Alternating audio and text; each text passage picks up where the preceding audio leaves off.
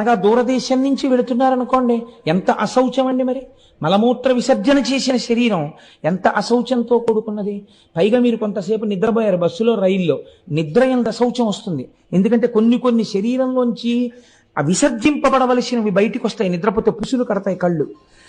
ఇటువంటివన్నీ ఏర్పడినప్పుడు మళ్ళీ స్నానం చేసి కానీ దేవాలయంలోకి వెళ్ళకూడదు.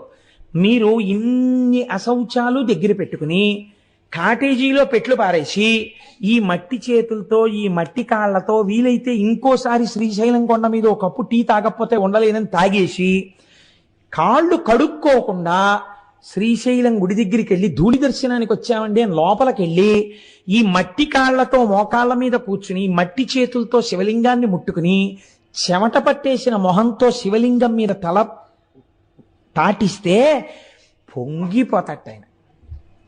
వీడు రానా కొడుకంటట సర్వకామ్య సిద్ధిని